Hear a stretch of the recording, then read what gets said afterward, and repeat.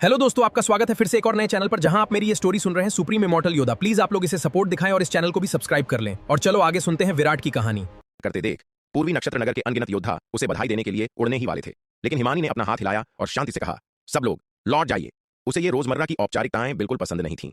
अमर खड्ग संप्रदाय में भी जब वह किसी नए स्तर पर पहुंचती थी तो वह केवल कुछ परिचित साथी शिष्यों से ही बधाई स्वीकार करती थी। जहां तक उन लोगों की बात है जिन्हें वह अच्छी तरह से नहीं जानती थी, वह उनसे मिलने से इनकार कर देती थी।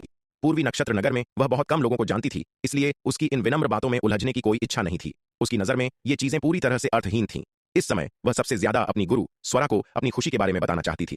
केवल अपनी गुरु स्वरा के सामने ही वह वास्तव में स्वतंत्र हो सकती थी और बिना किसी संकोच के अपनी सच्ची भावनाओं को प्रकट कर सकती थी। वे योद्धा जो हिमानी को बधाई देने के लिए नगरपति की हवेली की ओर उड़ने वाले थे, हिमानी के शब्द सुनकर अपने कदम रोक लिए। अमरलोक के छठे स्तर को पार करने पर आपको बधाई अप्सरा हिमानी। अप्सरा हिमानी की आज की सफलता वास्तव में हमारी मानव जाति के लिए एक बड़ी खुशी की बात है। बधाई हो अप्सरा हिमानी, बधाई हो अप्सरा हिमानी। हालांकि वे योद्धा रुक गए और नगरपति की हवेली की ओर नहीं उड़े, फिर भी उन्होंने झुककर हिमानी को बधाई दी। मैं आप सभी की शुभकामनाओं का सम्मान करती हूँ। यह देखकर हिमानी ने चारों ओर देखा, जवाब में थोड़ा सिर हिलाया और कोमलता से कहा। इतना कहने के बाद वह पूर्वी नक्षत्र नगर में नहीं रुकी। एक पल में वह वहां से चली गई। वह अभी जो सबसे ज्यादा करना चाहती थी वह अपनी गुरु स्वरा को अमरलोक के छठे स्तर को पार करने के बारे में बताना था। हालांकि हिमानी यह नहीं जानती थी कि जब वह साधना में सफलता प्राप्त कर रही थी तब उसकी गुरु स्वरा पहले ही पूर्वी नक्षत्र नगर के पास पहुंच चुकी थी और चुपचाप सब कुछ देख रही थी। हिमानी सीधे उस तारे पर गई जहां वह और स्वरा पहले मिले थे। उसने अपना संचार टोकन निकाला और स्वरा से संपर्क करने ही वाली थी कि अचानक उसके कानों में एक आवाज गूंजी, हिमानी, क्या तुम मुझे ढूंढ रही हो? यह सुनकर हिमानी तेजी से पलटी। उसने काले वस्त्रों में एक आकृति को परछाइयों से बाहर आते देखा। वह कोई और नहीं बल्कि उसकी गुरु स्वरा थी। गुरुजी! यह देखकर हिमानी की खुशी का ठिकाना नहीं रहा और वह तुरंत दौड़कर स्वरा के गले लग गई। स्वरा ने आगे बढ़कर उसे गले लगा लिया, धीरे से उसके बालों को सहलाया और मुस्कुराते हुए कहा, हिमानी, इस बार अमरलोक के छठे स्तर को पार करने में तुम्हारा प्रदर्शन बहुत अच्छा रहा। गुरुजी, क्या आपने सब कुछ देखा? हिमानी पहले तो हैरान हुई, फिर खुशी से पूछा। हाँ, मैंने सब देखा। स्वरा ने सिर हिलाया और कहा, तुम्हारे अमरलोक के छठे स्तर को पार करने जैसी बड़ी घटना के लिए मैं कैसे नहीं आती। हिमानी उसकी इकलौती शिष्या थी और उसने हमेशा उसे अपनी बेटी की तरह माना था। वह हिमानी की सफलता जैसी महत्वपूर्ण घटना के बारे में निश्चिंत नहीं रह सकती थी, इसलिए स्वाभाविक रूप से उसे खुद आना था और उसकी रक्षा करनी थी ताकि कोई परेशानी खड़ी न कर सके। स्वरा की बातें सुनकर हिमानी बहुत खुश हुई। स्वरा के हाव भाव से वह अपने लिए अपनी गुरु की गहरी परवाह को महसूस कर सकती थी। इसके अलावा उसकी गुरु का इतनी जल्दी आ जाना साबित करता था कि उसका पिछला अनुमान सही था। उसकी गुरु का एकांत स्थान वास्तव में इसी नक्षत्र क्षेत्र में था, पूर्वी नक्षत्र नगर से ज्यादा दूर नहीं। अन्यथा उसके अमरलोक के छठे स्तर को पार करने के बाद उसकी गुरु इतनी जल्दी नहीं आ पाती। इसके अलावा इस बार स्वरा की प्रशंसा पाकर उसकी खुशी का कोई ठिकाना नहीं था। हालांकि स्वरा आमतौर पर उसे बहुत प्यार करती थी, लेकिन वह उसकी साधना को लेकर उतनी ही सख्त भी थी। हालांकि वह अमर खड्ग संप्रदाय की युवा पीढ़ी के सबसे उत्कृष्ट युद्ध प्रतिभाओं में से एक थी, स्वरा शायद ही कभी उसके प्रदर्शन की प्रशंसा करती थी। उसके पिछले प्रदर्शन बमुश्किल स्वरा के मानकों को पूरा कर पाए थे, जो उसे संतुष्ट करने से बहुत दूर थे। अब यह पहली बार था जब उसने अपनी गुरु को इस तरह अपनी प्रशंसा करते सुना था। इस क्षण हिमानी बहुत खुश थी। हिमानी के लिए अपनी गुरु की स्वीकृति प्राप्त करने से ज्यादा खुशी की बात कोई नहीं थी। यह सब उन चमत्कारी संसाधनों की बदौलत है जो गुरुजी ने मुझे पहले दिए थे, अन्यथा मैं इतनी जल्दी अमरलोक के छठे स्तर को पार नहीं कर पाती। हिमानी ने मुस्कुराते हुए कहा, स्वरा द्वारा दिए गए अद्भुत संसाधनों के बिना वह इतने कम समय में अमरलोक के छठे स्तर को पार करने में सक्षम नहीं होती। उसकी चोटें अभी भी ठीक नहीं हुई होती, जिससे वह लगभग अपाहिज ही रहती। मैंने तुम्हें जो दिया है उसे तुम्हें पूरी तरह से गुप्त रखना होगा, किसी को मत बताना। स्वरा ने उसे घूरते हुए गंभीरता से कहा। विराट से प्राप्त किए गए अद्भुत संसाधन अत्यंत महत्वपूर्ण थे। यदि ये बातें लीक हो गईं तो वे न केवल हिमानी के लिए बल्कि विराट और शक्ति सिंधु महाद्वीप के लिए भी भारी तबाही लाएंगे। इसलिए उसे हिमानी को बार बार याद दिलाना पड़ा कि इसे एक रहस्य ही रखे। मुझे पता है गुरुजी, मैं बिल्कुल भी किसी दूसरे व्यक्ति को उन चीजों के बारे में नहीं जानने दूंगी। हिमानी ने जल्दी से सिर हिलाया। उन संसाधनों के चमत्कार का गहराई से अनुभव करने के बाद वह स्वाभाविक रूप से उनकी गंभीरता को समझती थी। थोड़ी सी भी चूक और ये चीजें लीक हो सकती हैं जो संभावित रूप से उसकी मौत का कारण बन सकती हैं। हालांकि उसने अमरलोक के छठे स्तर को पार कर लिया था और उसकी ताकत काफी बढ़ गई थी, फिर भी उसे पूरे दक्षिणी स्वर्ग मंडल में शीर्ष विशेषज्ञों में नहीं माना जाता था। पूरे दक्षिणी स्वर्ग मंडल में उससे ज्यादा ताकतवर बहुत से लोग थे। अच्छा है कि तुम समझ गई। स्वरा ने सहमति में सिर हिलाया। औपचारिकताएं पूरी करने के बाद स्वरा ने बड़ी मात्रा में भुना हुआ मांस और प्राचीन महाद्वीप की दिव्य चाय निकाली और हिमानी को दे दी। फिर उसने हिमानी को पूर्वी नक्षत्र नगर लौटने के लिए कहा, जबकि वह स्वयं विराट द्वारा इस तारे पर स्थापित स्थानिक स्थानांतरण व्यूह के माध्यम से शक्ति सिंधु महाद्वीप लौट गई। स्वरा के शक्ति सिंधु महाद्वीप लौटने के 1 या 2 दिन बाद विराट का स्वर्ण नाग अवतार आखिरकार पूर्वी नक्षत्र नगर से इस तारे पर लौट आया। जब हिमानी ने पूर्वी नक्षत्र नगर छोड़ा तो स्वरा ने उसे वहीं छोड़ दिया और हिमानी के पीछे चली गई। विराट का स्वर्ण नाग अवतार केवल अपने आप धीरे धीरे वापस उड़ सकता था। इस बार उसे वापस जाने की कोई जल्दी नहीं थी, इसलिए उसने शून्य पलायन ताबीज का उपयोग नहीं किया। आखिरकार इन उच्च स्तरीय बचाव ताबीजों को बनाने की लागत बहुत अधिक है। हालांकि वह अब बहुत अमीर है, फिर भी विराट अनावश्यक रूप से पैसा बर्बाद नहीं करेगा। तलवार संप्रदाय जैसे इतने बड़े संगठन का प्रबंधन करते हुए विराट को मितव्ययता से जीने की आदत है और उसके दिमाग में जहां भी संभव हो पैसे बचाना ही सबसे अच्छी नीति है। आखिरकार हालांकि उसका परिवार अमीर था, तलवार संप्रदाय का दैनिक खर्च भी बहुत अधिक था। यदि उन्हें लापरवाही से खर्च किया गया तो सबसे अमीर परिवार भी इस बर्बादी को बर्दाश्त नहीं कर पाएगा। विराट के स्वर्ण नाग अवतार के इस तारे पर लौटने के बाद उसने शक्ति सिंधु महाद्वीप लौटने के लिए तारे के स्थानिक स्थानांतरण व्यूह का उपयोग किया। हालांकि जैसे ही उसका स्वर्ण नाग अवतार उसके निवास पर लौटा, स्वरा तुरंत उसके दरवाजे पर आ गई। वरिष्ठ स्वरा, क्या कोई काम है? जब स्वरा उसके दरवाजे पर आई तो विराट हैरान रह गया और उसने कुछ भ्रम के साथ पूछा, उसने और इस महिला ने अभी 2 दिन पहले ही पूर्वी नक्षत्र नगर की यात्रा एक साथ की थी। उन्हें एक दूसरे को देखे हुए सिर्फ 2 दिन ही हुए थे, तो यह महिला फिर से उसके दरवाजे पर क्यों आ रही थी? विराट, मुझे अपना कुछ और भुना हुआ मांस और चाय बेचो। स्वरा ने बातों को घुमाया नहीं और सीधे मुद्दे पर आ गई। उसने पहले ही अपना बचा हुआ सारा भुना हुआ मांस और प्राचीन महाद्वीप की दिव्य चाय हिमानी को दे दी थी, इसलिए उसे अपनी दैनिक साधना को बनाए रखने के लिए विराट से कुछ और खरीदने की आवश्यकता थी। वरिष्ठ स्वरा, आप वास्तव में हिमानी के प्रति बहुत अच्छी हैं। आपने वास्तव में उसे वह सारा भुना हुआ मांस दे दिया। यह सुनकर विराट हंस पड़ा। जैसे ही उसने स्वरा के शब्द सुने, वह समझ गया कि स्वरा ने बचा हुआ सारा भुना हुआ मांस हिमानी को दे दिया है। अन्यथा स्वरा के खाने की गति को देखते हुए उसके लिए इतनी जल्दी सारा भुना हुआ मांस खाना असंभव होगा। यह देखते हुए कि स्वरा ने अभी 1-2 दिन पहले ही हिमानी से मुलाकात की थी, उसने मूल रूप से अनुमान लगा लिया था कि स्वरा ने अपना भुना हुआ मांस हिमानी को दे दिया था। हिमानी मेरी शिष्या है, अगर मैं उसके लिए अच्छी नहीं हूं तो मैं तुम्हारे लिए अच्छी क्यों होंगी? स्वरा ने उस पर अपनी आंखें घुमाते हुए कहा। मेरी इतनी हिम्मत कहां, मेरी इतनी हिम्मत कहां? वरिष्ठ मजाक कर रही हैं। स्वरा की बात सुनकर विराट ने जल्दी से जवाब दिया। अगर स्वरा उसके प्रति अच्छी नहीं थी तो वह अधिक सहज महसूस करता था। अगर स्वरा अचानक उसके प्रति बहुत अच्छी हो जाती तो वह सो नहीं पाता। वरिष्ठ स्वरा, इस बार आपको कितने सेर भुने हुए मांस की आवश्यकता है? विराट ने इस बारे में स्वरा के साथ बहस जारी रखने की हिम्मत नहीं की और जल्दी से विषय बदल दिया, स्वरा से पूछते हुए। ओह, पहले की तरह मुझे 1 लाख सेर और दे दो, स्वरा ने कुछ पल सोचने के बाद कहा। यह सुनकर विराट के स्वर्ण नाग अवतार ने संकोच नहीं किया, तुरंत एक स्थानिक थैली निकाली, उसमें 1 लाख सेर भुना हुआ मांस स्थानांतरित किया और उसे स्वरा को सौंप दिया। उसके स्वर्ण नाग अवतार पर तैयार भुना हुआ मांस, हालांकि उसके मुख्य शरीर जितना नहीं था, फिर भी पर्याप्त था। स्वरा की केवल 1 लाख सेर की खरीद मांग को पूरा करने के लिए यह पर्याप्त से अधिक था। स्वरा ने विराट के स्वर्ण नाग अवतार द्वारा सौंपी गई स्थानिक थैली ले ली, उसे 1 लाख अमर दिव्य स्फटिक दिए, विराट को विदा किया और अपने आंगन में लौटने के लिए उसका कमरा छोड़ दिया। उसका सबसे महत्वपूर्ण काम अब आगामी चुनौतियों का सामना करने के लिए जल्दी से अपनी ताकत हासिल करने के लिए समय का उपयोग करना था। हिमानी से प्राप्त जानकारी के अनुसार पूरे दक्षिणी स्वर्ग मंडल की स्थिति बिल्कुल भी आशाजनक नहीं थी। हालांकि दक्षिणी स्वर्ग मंडल ने अस्थायी रूप से अंधकार दानव वंश के हमले को टाल दिया था, लेकिन चुकाई गई कीमत बहुत अधिक थी। अंधकार दानव वंश के ठीक होने के बाद दक्षिणी स्वर्ग मंडल एक और हमले का सामना कर पाएगा या नहीं, यह अनिश्चित था। इसलिए स्वरा अपनी ताकत बहाल करने पर अत्यधिक ध्यान केंद्रित कर रही थी। शून्य समाधि महाद्वीप सुवर्ण भूमि संप्रदाय में अनंत परम मीनार के दूसरे स्तर में साधना कर रहे विराट ने अपनी आंखें खोलीं और ऊपर आसमान की ओर देखा। पिछली बार 75वें तारे को रोशन किए हुए काफी समय बीत चुका था, अब अगला तारा रोशन करने का समय आ गया था।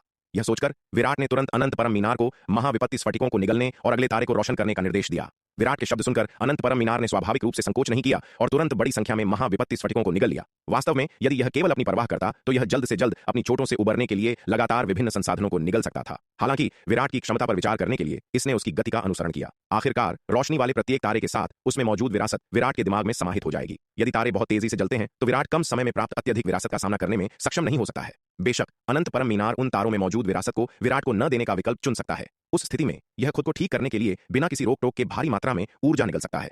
हालांकि विराट आखिरकार इसका मालिक था और यह ऐसा नहीं कर सकता था। इन वर्षों में विराट के प्रदर्शन ने पहले ही अनंत परम मीनार की सच्ची मान्यता अर्जित कर ली थी। अनंत परम मीनार अब विराट को अपना सच्चा मालिक मानता था। इसे विराट को पोषित करने के लिए अपनी पूरी कोशिश करनी थी, जिससे वह लगातार और कदम दर कदम बढ़ सके। विराट के स्थिर विकास को सुनिश्चित करने के लिए इसे अपनी खुद की पुनर्प्राप्ति गति का बलिदान करने में कोई आपत्ति नहीं थी। वर्तमान में अनंत परम मीनार विराट से अत्यधिक उम्मीदें रखता था, क्योंकि वह इसके पिछले मालिकों में चरित्र के मामले में सबसे उत्कृष्ट था। विराट के विकास को देखते हुए उसके एक सर्वोच्च विशेषज्ञ बनने की बहुत संभावना थी, जो इसके पिछले सभी मालिकों से आगे निकल जाएगा। जैसे ही बड़ी संख्या में महाविपत्ति स्फटिकों को निगला गया, 76वां तारा जल्दी और पूरी तरह से रोशन हो गया। 76वें तारे को रोशन करने में पूरे 10,000 महाविपत्ति दानव स्फटिकों की खपत हुई। महाविपत्ति दानव स्फटिकों और महाविपत्ति स्फटिकों में निहित ऊर्जा लगभग समान है। दूसरे शब्दों में 76वें तारे को रोशन करने में 10,000 महाविपत्ति स्फटिकों के बराबर खपत हुई। अनंत परम मीनार के दूसरे स्तर के भीतर 76वें तारे के रोशन होने के बाद अनंत परम मीनार के दूसरे स्तर में तारों की रोशनी दोगुनी हो गई, जो जन्मजात आध्यात्मिक पत्थरों के प्रभाव से 10,000 गुना तक पहुंच गई। इस समय अनंत परम मीनार के दूसरे स्तर द्वारा बहाल किया गया क्षेत्र फिर से विस्तृत हो गया, जो 50,000 पूर्वी नक्षत्र महाद्वीपों के आकार तक पहुंच गया। रोशन हुए 76वें तारे के भीतर विराट ने एक और ऋण व्यूह विरासत प्राप्त की। इस बार विराट ने दिव्य पंख तलवार व्यूह का 7वां स्तर प्राप्त किया। दिव्य पंख तलवार व्यूह के 7वें स्तर की विरासत प्राप्त करने पर विराट बहुत खुश हुआ। यह विरासत वास्तव में उसके लिए सही समय पर आई बारिश के समान थी। उसकी वर्तमान ताकत के साथ दिव्य पंख तलवार व्यूह का 6ठा स्तर बहुत पीछे छूट गया था। यहां तक कि सबसे कमजोर निर्मल अवतार के लिए भी दिव्य पंख तलवार व्यूह के 6ठे स्तर की शक्ति पर्याप्त से बहुत कम थी। इस मोड़ पर दिव्य पंख तलवार व्यूह के 7वें स्तर की विरासत प्राप्त करना उसके लिए सर्वोपरि महत्व का था। विरासत प्राप्त करने के बाद विराट ने तुरंत इसे समझना शुरू कर दिया। दिव्य पंख तलवार व्यूह का 7वां स्तर 6ठे स्तर पर एक और प्रगति था, जिसमें और भी अधिक शक्ति और अधिक गहन जटिलता थी। दिव्य पंख तलवार व्यूह के 7वें स्तर की शक्ति असीम है, लेकिन समान रूप से इस तरह के शक्तिशाली तलवार व्यूह को स्थापित करने या मुक्त करने के लिए आवश्यक खजाने भी कई हैं। एक पूर्ण दिव्य पंख तलवार व्यूह के 7वें स्तर के लिए 7 सप्तम विपत्ति दिव्य लंबी तलवारों, 16 षष्ठम विपत्ति दिव्य लंबी तलवारों, 32 पंचम विपत्ति दिव्य लंबी तलवारों, 96 चतुर्थ विपत्ति दिव्य लंबी तलवारों, 288 तृतीय विपत्ति दिव्य लंबी तलवारों, 1152 द्वितीय विपत्ति दिव्य लंबी तलवारों, 6912 प्रथम विपत्ति दिव्य लंबी तलवारों और 2,40,000 जन्मजात लंबी तलवारों की आवश्यकता होती है। व्यूह को स्थापित करने के लिए आवश्यक लंबी तलवारों को इकट्ठा करने के लिए ही एक विशाल खजाने की आवश्यकता होगी। हालांकि विराट की वर्तमान संपत्ति को देखते हुए यह धनराशि उसके लिए कुछ भी नहीं है। हालांकि यदि दिव्य पंख तलवार व्यूह के 7वें स्तर को युद्ध व्यूह के रूप में उपयोग किया जाता है तो इसे मुक्त करने के लिए 7 सप्तम विपत्ति लोक के विशेषज्ञों, 16 षष्ठम विपत्ति लोक के विशेषज्ञों, 32 पंचम विपत्ति लोक के विशेषज्ञों, 96 चतुर्थ विपत्ति लोक के विशेषज्ञों, 288 तृतीय विपत्ति लोक के विशेषज्ञों, 1152 द्वितीय विपत्ति लोक के विशेषज्ञों और 6912 प्रथम विपत्ति लोक के विशेषज्ञों की आवश्यकता होगी। इतने भयानक युद्ध व्यूह में हजारों विपत्ति लोक के विशेषज्ञों द्वारा मुक्त की गई अपार शक्ति विराट की सबसे बेतहाशा कल्पना से भी परे थी। इस तरह के युद्ध व्यूह की शक्ति महासुवर्ण युद्ध व्यूह से कमजोर नहीं हो सकती है। दिव्य पंख तलवार व्यूह के 7वें स्तर को अच्छी तरह से समझने के बाद विराट ने तुरंत अपने स्वर्ण नाग अवतार को शालिनी के पास भेजा और उससे दिव्य पंख तलवार व्यूह के 7वें स्तर की साधना के लिए आवश्यक लंबी तलवार के जादुई हथियारों को खरीदने में मदद करने के लिए कहा। दिव्य पंख तलवार व्यूह के 7वें स्तर के लिए बड़ी संख्या में लंबी तलवार के जादुई हथियारों की आवश्यकता थी। हालांकि तलवार संप्रदाय वर्तमान में अत्यंत धनी था, लेकिन इसके संसाधन भी बहुत कम हो गए थे। तलवार संप्रदाय का खजाना इतनी बड़ी संख्या में लंबी तलवारों और जादुई खजानों को इकट्ठा करने में सक्षम नहीं हो सकता है। इन खजानों को खरीदने में शालिनी की मदद लेने के लिए अपने स्वर्ण नाग अवतार को भेजते समय विराट का मुख्य शरीर भी बेकार नहीं बैठा था। उसने तुरंत अनंत परम मीनार के दूसरे स्तर के स्थानिक स्थानांतरण व्यूह का उपयोग करके प्राचीन महाद्वीप में प्रवेश किया, धारा के दूसरी ओर पहुंचा और बड़ी संख्या में पेड़ों को काटना शुरू कर दिया। चूंकि अब उसने दिव्य पंख तलवार व्यूह के 7वें स्तर की विरासत प्राप्त कर ली थी, इसलिए उसे स्वाभाविक रूप से तलवार संप्रदाय के सुरक्षात्मक व्यूह को उन्नत करने की आवश्यकता थी। इसके अलावा प्राचीन महाद्वीप के इन पेड़ों का उपयोग करके वह एक और भी अधिक उन्नत तलवार संकल्प अभ्यास व्यूह स्थापित कर सकता था। विराट धारा के दूसरी ओर जंगल में पहुंचा और उसने जल्दी से दसियों हजार पेड़ काट दिए। उसने इन पेड़ों को एक नवम विपत्ति स्तर की स्थानिक थैली में पैक किया और इसे वापस अनंत परम मीनार के दूसरे स्तर पर ले आया। चूंकि उसने यह उच्च स्तरीय स्थानिक थैली बनाई थी, इसलिए यह इन पेड़ों को रखने के लिए पर्याप्त से अधिक थी। अनंत परम मीनार के दूसरे स्तर पर लौटने के बाद विराट ने चंपा, नन्ही बच्ची आभा और रिया को बुलाया और उनसे बड़े पेड़ों की शाखाओं और पत्तियों को छांटने में मदद करने के लिए कहा। सबकी मदद से प्राचीन महाद्वीप के पेड़ों को जल्दी से छांट दिया गया। इन तैयारियों को पूरा करने के बाद विराट शक्ति सिंधु महाद्वीप लौट आया और उसने तलवार संप्रदाय के सुरक्षात्मक व्यूह को उन्नत करने के लिए दिव्य पंख तलवार व्यूह के 7वें स्तर के आधार पर इन प्राचीन महाद्वीप के पेड़ों का उपयोग करना शुरू कर दिया। जब व्यूह पूरा हो गया तो एक अकल्पनीय रूप से भयानक तलवार का संकल्प आसमान में छा गया। इस तलवार के संकल्प की शक्ति को महसूस करते हुए विराट अचंभित हुए बिना नहीं रह सका। यदि यह मार्ग व्यूह पूरी तरह से सक्रिय हो जाए तो यह शायद आसानी से अमरलोक के द्वितीय स्तर के विशेषज्ञ को नष्ट कर सकता है। यहां तक कि हिडिंब, वृकासुर और उग्रसेन जैसे अमरलोक के तृतीय स्तर के विशेषज्ञों को भी इस मार्ग व्यूह के खिलाफ गंभीर परेशानी होने की संभावना थी। इसके अलावा उन्नयन के बाद सुरक्षात्मक व्यूह का कवरेज क्षेत्र अत्यंत विशाल था, जो 10 नक्षत्र दूरी के दायरे तक पहुंच गया था। इस सुरक्षात्मक व्यूह के साथ तलवार संप्रदाय की सुरक्षा में काफी वृद्धि हुई है। स्वाभाविक रूप से विराट द्वारा इस व्यूह की स्थापना स्वरा के ध्यान से नहीं बच सकी। उसके इसे पूरा करने के बाद स्वरा तुरंत उसके पास गई और तलवार संकल्प अभ्यास व्यूह को उन्नत करने में उसकी मदद मांगी।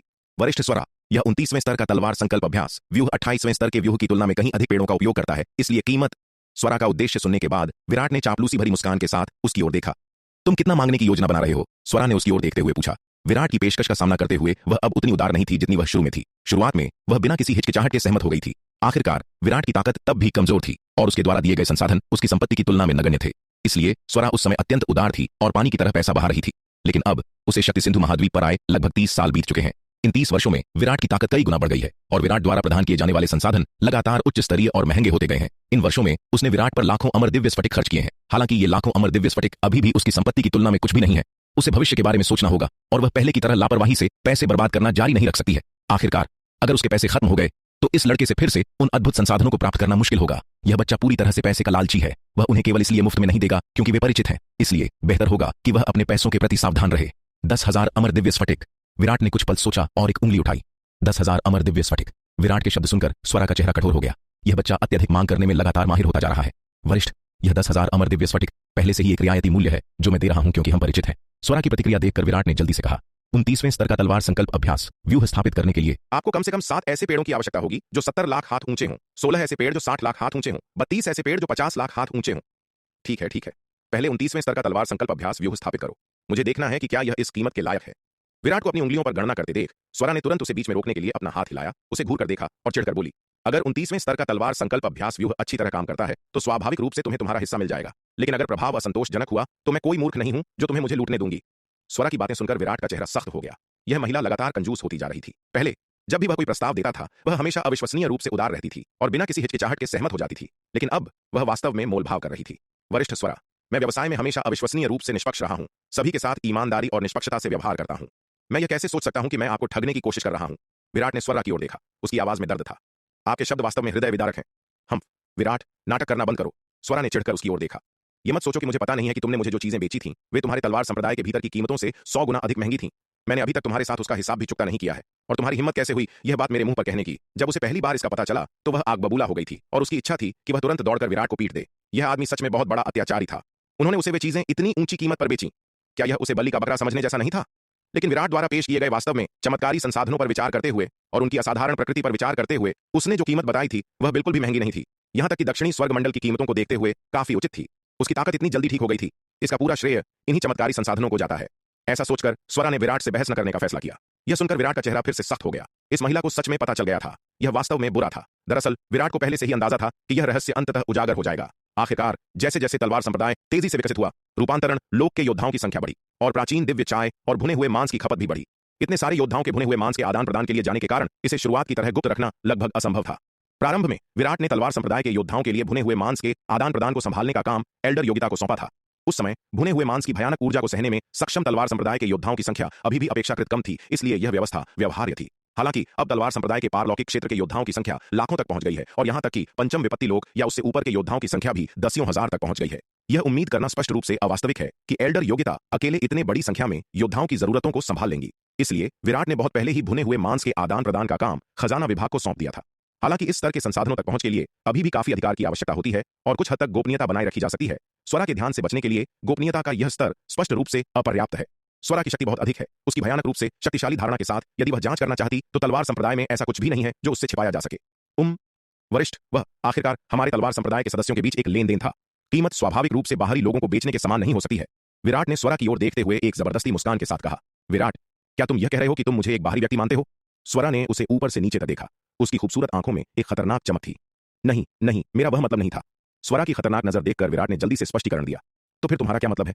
स्वरा उसे आसानी से छोड़ने वाली नहीं थी। उसने उसकी आंखों में चमक के साथ उसे घूर कर देखा। वरिष्ठ, वह कीमत हमारे तलवार संप्रदाय के सदस्यों के लिए थी।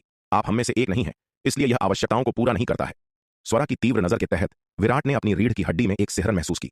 उसने जोर से थूक निकला और सावधानी से कहा, यह तो सरल है, मैं अब तुम्हारे तलवार संप्रदाय में शामिल हो जाऊंगी।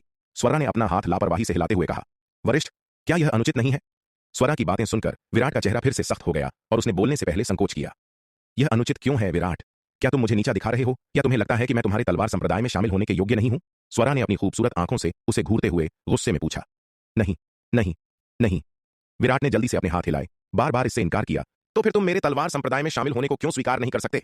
स्वरा ने उसे घूरते हुए उस पर दबाव डालना जारी रखा।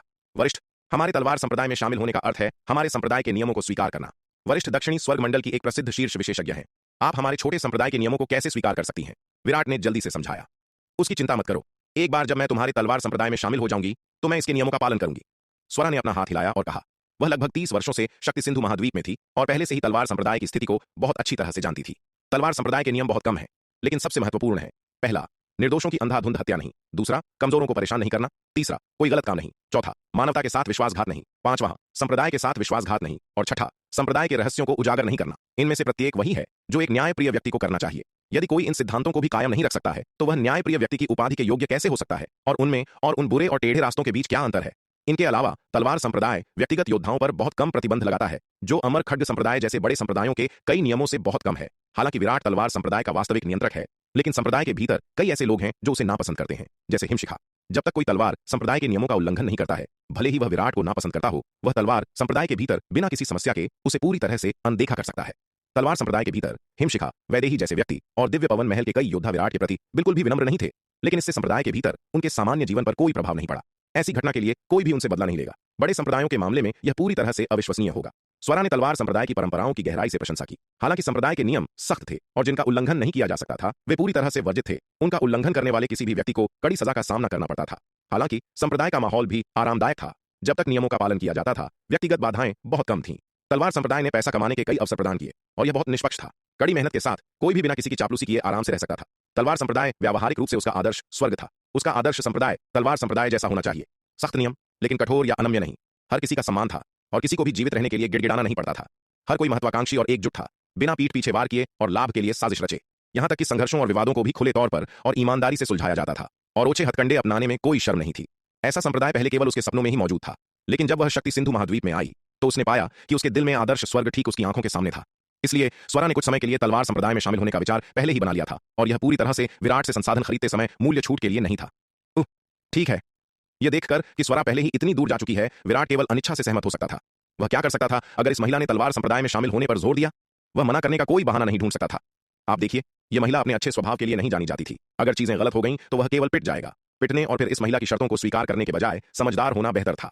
इसके बाद विराट ने व्यक्तिगत रूप से स्वरा के लिए एक तलवार संप्रदाय पहचान टोकन बनाया। स्वरा के पहचान टोकन की अनुमतियां स्वाभाविक रूप से तलवार संप्रदाय में सबसे अधिक थीं। यह पहचान टोकन तलवार संप्रदाय के लगभग सभी रहस्यों तक पहुंच सकता था। बेशक अनंत परम मीनार के रहस्य इस पहचान टोकन की खोज के दायरे में नहीं थे। वास्तव में विराट ने कभी भी अनंत परम मीनार के रहस्यों को तलवार संप्रदाय के डेटाबेस में शामिल नहीं किया होगा। यहां तक कि तलवार संप्रदाय का सबसे उन्नत पहचान टोकन भी इस रहस्य को उजागर नहीं कर सकता था। पूरे तलवार संप्रदाय में बहुत कम लोग अनंत परम मीनार के अस्तित्व के बारे में जानते थे।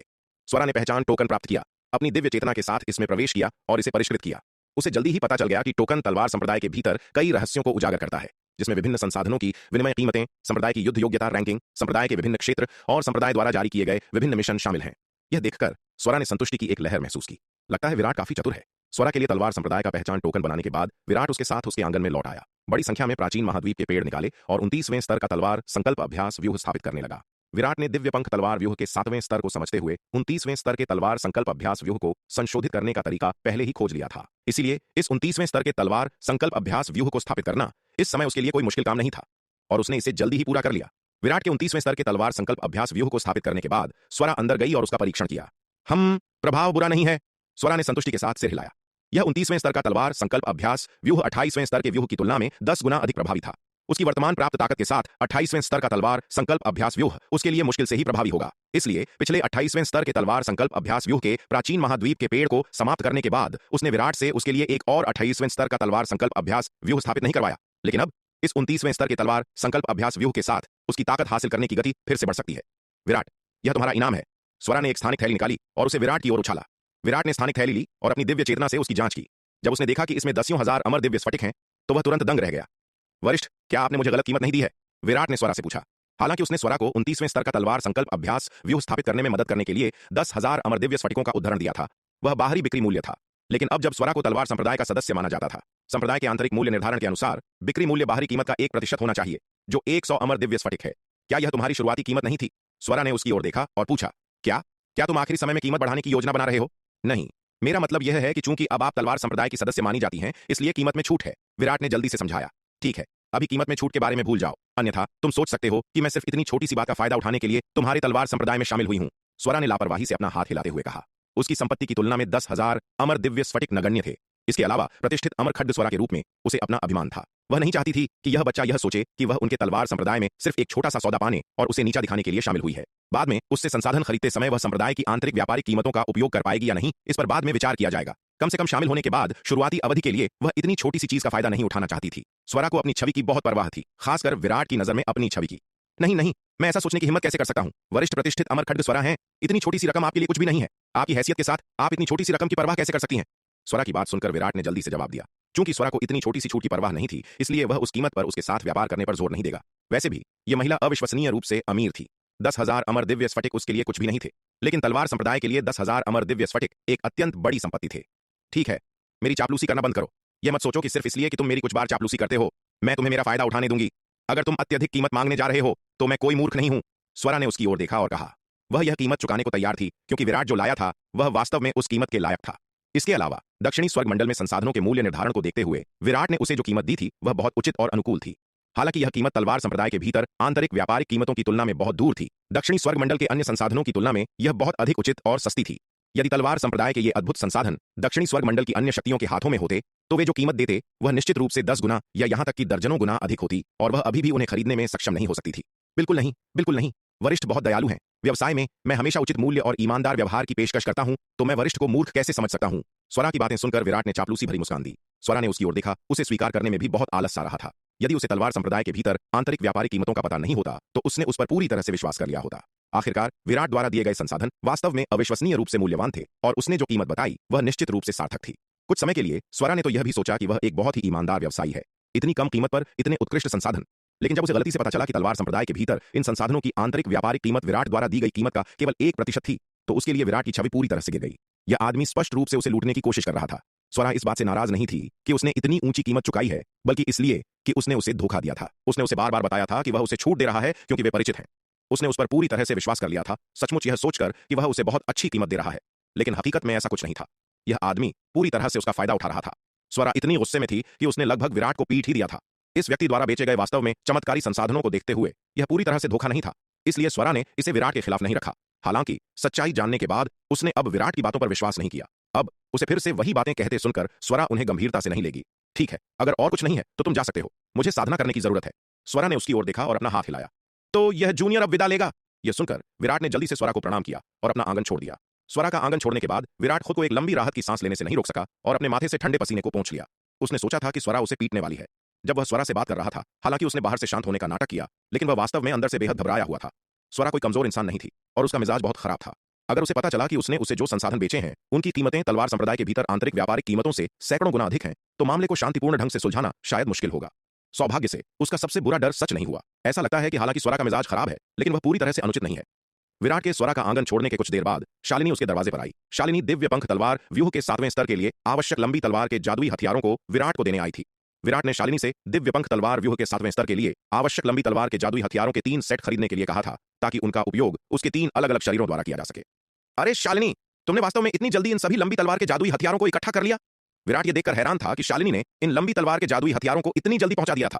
अब एकांश अमर महाद्वीप में सुवर्ण भूमि व्यापार मंडल शाखा के अध्यक्ष हैं। अमर महाद्वीप में सुवर्ण भूमि व्यापार मंडल शाखा के संसाधनों के साथ इन लंबी तलवार के जादुई खजानों को इकट्ठा करना कोई समस्या नहीं होनी चाहिए। शालिनी ने मुस्कुराते हुए कहा। हे ये सच है, विराट ने भी मुस्कुराते हुए कहा। हालांकि उसे बड़ी संख्या में लंबी तलवार के जादुई खजानों की आवश्यकता थी। अमर महाद्वीप आखिरकार पूर्वी नक्षत्र महाद्वीप के सबसे बड़े महाद्वीपों में से एक है और अमर महाद्वीप में सुवर्ण भूमि व्यापार मंडल शाखा पूर्वी नक्षत्र महाद्वीप में सुवर्ण भूमि महाद्वीप में अपने मुख्यालय के अलावा सुवर्ण भूमि व्यापार मंडल की सबसे बड़ी शाखाओं में से एक है। अमर महाद्वीप में सुवर्ण भूमि व्यापार मंडल शाखा के संसाधनों के साथ इन लंबी तलवार के जादुई खजानों को इकट्ठा करना अभी भी काफी आसान है। इसके अलावा चूंकि शालिनी व्यक्तिगत रूप से उन्हें एकांश से खरीदने गई थी, इसलिए एकांश ने स्वाभाविक रूप से उनकी उपेक्षा करने की हिम्मत नहीं की। हालांकि 3 दिव्य पंख तलवार व्यूहों के 7वें स्तर के लिए आवश्यक लंबी तलवार के जादुई खजानों को खरीदने में भी बहुत पैसा खर्च हुआ।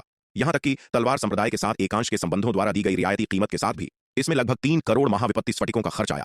विराट को लंबी तलवारें और जादुई कलाकृतियां सौंपने के बाद शालिनी जाने से पहले कुछ देर उसके निवास पर रुकी। शक्तिशाली वरिष्ठ स्वरा वर्तमान में वहां रह रही थीं और शालिनी के लिए वहां विराट के साथ अंतरंग होना उचित नहीं था। अन्यथा यदि वरिष्ठ स्वरा ने ऐसा दृश्य देखा तो क्या वह अविश्वसनीय रूप से शर्मिंदा नहीं होगी? हालांकि शालिनी विराट को पसंद करती थी, फिर भी वह एक कुंवारी लड़की थी और इस संबंध में काफी संयमित थी। शालिनी के जाने के बाद विराट के मुख्य शरीर ने अपने स्वर्ण नाग अवतार को दिव्य पंख तलवार व्यूह के 7वें स्तर के लिए लंबी तलवारों और जादुई कलाकृतियों का एक सेट सौंप दिया। फिर उसने शून्य समाधि महाद्वीप में प्रवेश करने के लिए स्थानिक स्थानांतरण व्यूह का उपयोग किया, ताकि वह अपनी एकांत साधना जारी रख सके। विराट के स्वर्ण नाग अवतार ने जल्दी से दिव्य पंख तलवार व्यूह के 7वें स्तर के लिए आवश्यक लंबी तलवारों और जादुई कलाकृतियों को परिष्कृत किया। हालांकि दिव्य पंख तलवार व्यूह के 7वें स्तर के लिए 2 लाख से अधिक लंबी तलवारों की आवश्यकता थी, लेकिन विराट की शक्ति ने उन्हें परिष्कृत करना आसान बना दिया।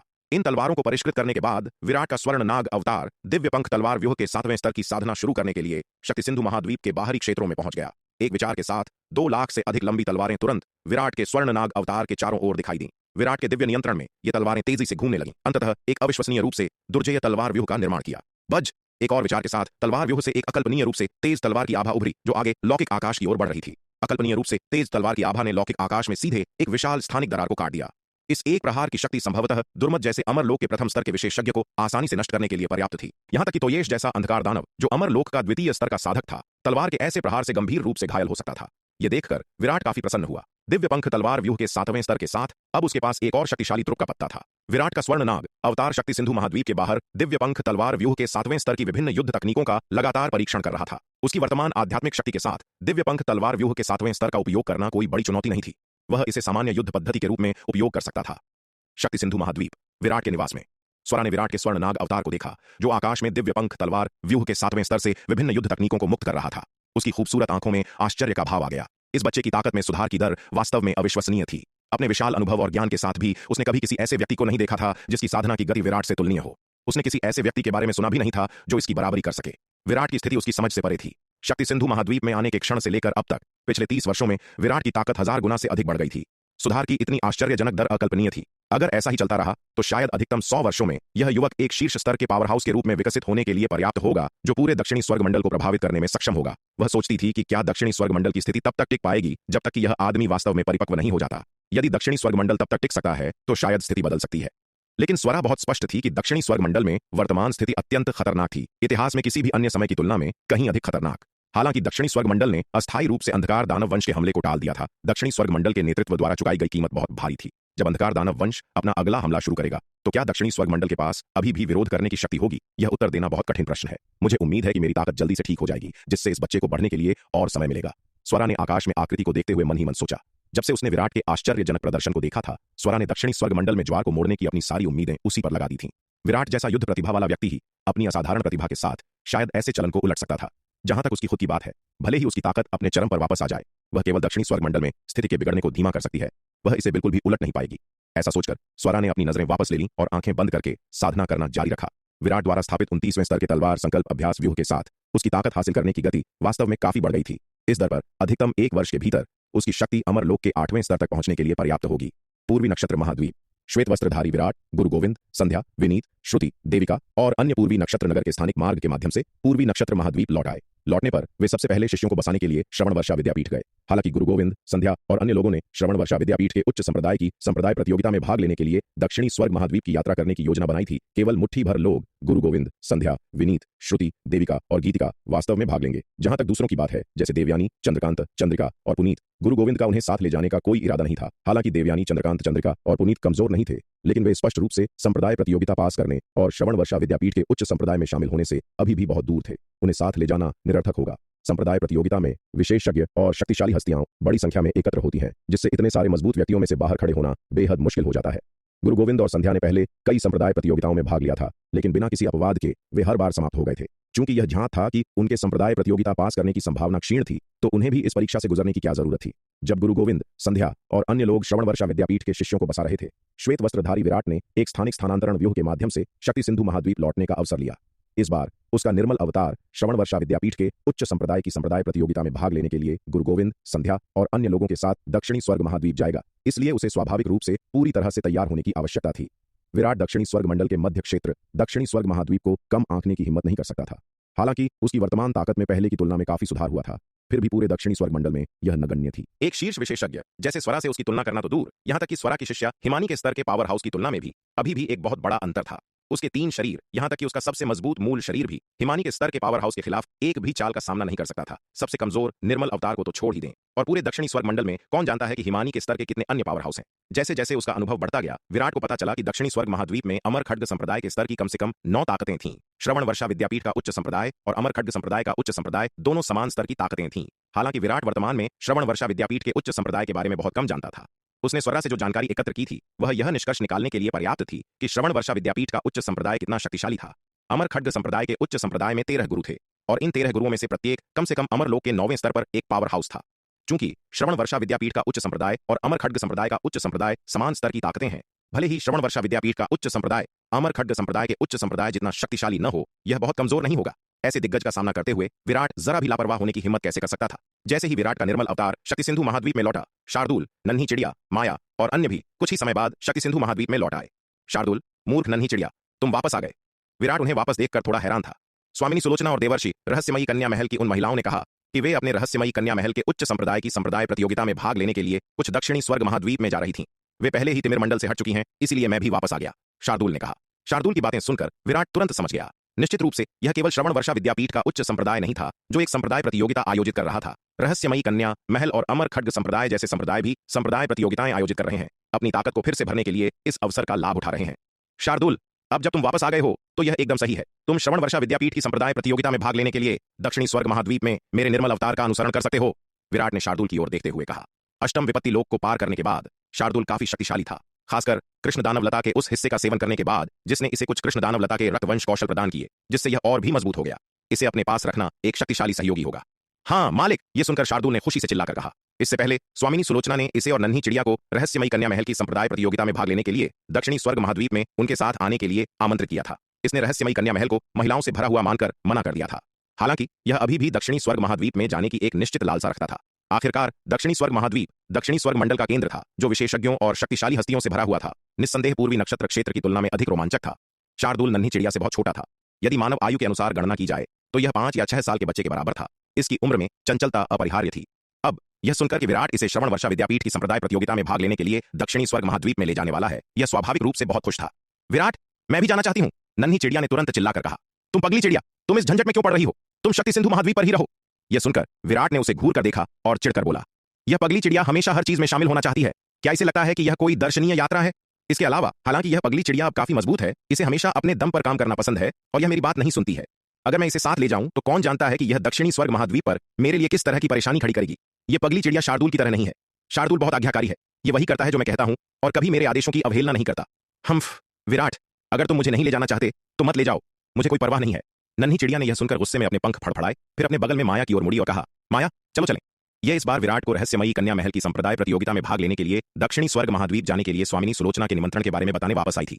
अप्रत्याशित रूप से विराट के निर्मल अवतार ने भी श्रवण वर्षा विद्यापीठ के उच्च संप्रदाय की बड़ी प्रतियोगिता में भाग लेने के लिए दक्षिणी स्वर्ग महाद्वीप की यात्रा करने के लिए श्रवण वर्षा विद्यापीठ की टीम में शामिल होने की योजना बनाई। सबसे ज्यादा गुस्सा दिलाने वाली बात यह थी कि यह आदमी इतना पक्षपाती था, केवल मूर्ख शार्दुल को लाने के लिए तैयार था। और इसे नहीं, गुस्से में आकर नन्ही चिड़िया ने विराट को रहस्यमयी कन्या महल उच्च संप्रदाय की बड़ी प्रतियोगिता में भाग लेने के लिए दक्षिणी स्वर्ग महाद्वीप जाने के लिए स्वामिनी सुलोचना के निमंत्रण के बारे में नहीं बताया। इसके अलावा विराट के रवैये को देखते हुए अगर यह उसे बताती तो विराट शायद इसे स्वामिनी सुलोचना के साथ दक्षिणी स्वर्ग महाद्वीप जाने से रोक देता।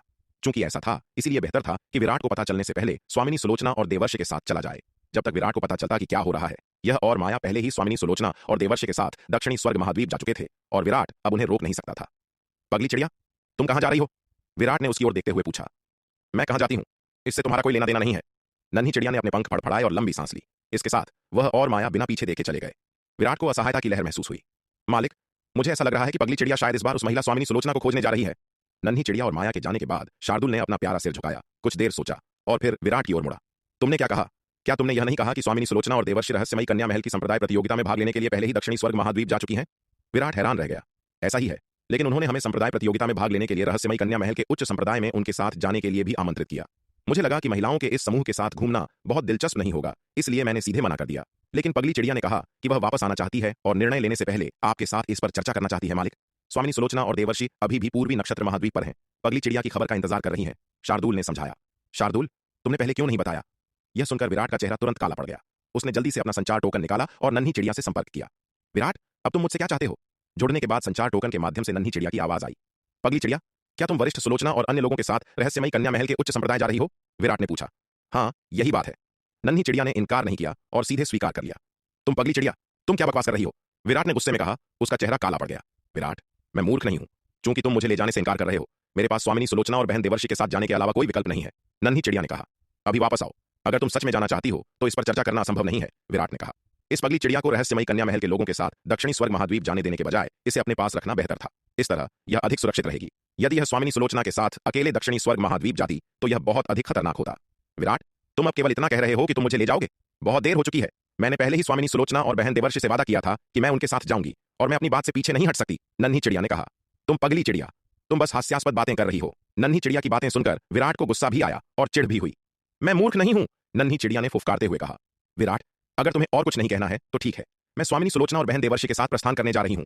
इसके साथ ही नन्ही चिड़िया ने अचानक संचार समाप्त कर दिया। विराट ने अपने हाथ में संचार टोकन देखा, अविश्वसनीय रूप से नाराज महसूस कर रहा था। यह पगली चिड़िया फिर से लापरवाही कर रही थी, लेकिन अपने गुस्से के बावजूद विराट असहाय था। चूंकि नन्ही चिड़िया ने स्वामिनी सुलोचना से पहले ही वादा कर दिया था, इसलिए वह दौड़कर उसे वापस नहीं खींच सकता था। ऐसा करने से नन्ही चिड़िया अपना वादा तोड़ देगी। अगर नन्ही चिड़िया किसी अनजान अजनबी का पीछा कर रही होती तो विराट को इतनी परवाह नहीं होती। नन्ही चिड़िया को पकड़ना उसकी प्राथमिकता होती और सुरक्षा सर्वोपरि होती। हालांकि स्वामिनी सुलोचना, देवर्षि और रहस्यमयी कन्या महल के अन्य योद्धा आखिरकार कामरेड इन आर्म्स थे जिन्होंने नन्ही चिड़िया के साथ लड़ाई लड़ी थी। जबकि विराट उनसे पूरी तरह से परिचित नहीं था, उसे उनके बारे में एक निश्चित समझ थी। उनका चरित्र और निष्ठा भरोसेमंद थी। इस स्थिति में विराट को अपने कार्यों में नन्ही चिड़िया और स्वामिनी सुलोचना की भावनाओं पर विचार करना पड़ा। वह अपने कार्यों के कारण नन्ही चिड़िया को अपने दोस्तों पर से विश्वास खोने की अनुमति नहीं दे सकता था, जिससे पक्षी को काफी नुकसान होगा। इसलिए हालांकि विराट इस मामले से नाराज था, चूंकि बात यहां तक पहुंच गई थी, वह केवल इसे ऐसे ही रहने दे सकता था। अरे अरे, जरा ठहरिए। अगर आप इस कहानी को पूरा, बिना कट और दमदार आवाज में सुनना चाहते हैं तो अभी प्ले स्टोर पर जाए, मिनी एफएम ऐप डाउनलोड करें और कहानी की दुनिया में खो जाए, जहां हर एपिसोड में है सस्पेंस, रोमांच और पूरा मजा। अभी डाउनलोड करें और सुनने का मजा कई गुना बढ़ा दें। ही बधाई स्वीकार करती थी। जहां तक उन लोगों की बात है जिन्हें वह अच्छी तरह से नहीं जानती थी, उसने उनसे मिलने से इनकार कर दिया। अरे अरे, जरा ठहरिए। अगर आप इस कहानी को पूरा, बिना कट और दमदार आवाज में सुनना चाहते हैं तो अभी प्ले स्टोर पर जाए, मिनी एफएम ऐप डाउनलोड करें और कहानी की दुनिया में खो जाएं, जहां हर एपिसोड में है सस्पेंस, रोमांच और पूरा मजा। अभी डाउनलोड करें और सुनने का मजा कई गुना बढ़ा दें। इस समय के अनुसार श्रवण वर्षा विद्यापीठ की सहस्राब्दी में एक बार होने वाली महासंप्रदाय प्रतियोगिता कुछ साल पहले ही आयोजित की जानी चाहिए थी। हालांकि हाल के वर्षों में अंधकार दानव वंश के बड़े पैमाने पर हमले के कारण श्रवण वर्षा विद्यापीठ की प्रतियोगिता में देरी हुई है। अरे अरे, जरा ठहरिए। अगर आप इस कहानी को पूरा, बिना कट और दमदार आवाज में सुनना चाहते हैं तो अभी प्ले स्टोर पर जाए, मिनी एफएम ऐप डाउनलोड करें और कहानी की दुनिया में खो जाए, जहां हर एपिसोड में है सस्पेंस, रोमांच और पूरा मजा। अभी डाउनलोड करें और सुनने का मजा कई गुना बढ़ा दें। नहीं किया गया तो एक छोटी सी गलती भी औषधि निर्माण में विफलता का कारण बन सकती है, या इससे भी बुरा, भट्टी में विस्फोट हो सकता है। इसलिए नवम विपत्ति गोली बनाने से पहले उसे औषधि निर्माण के और अधिक उन्नत ग्रंथ प्राप्त करने की आवश्यकता थी। ठीक है, एक पल रुको।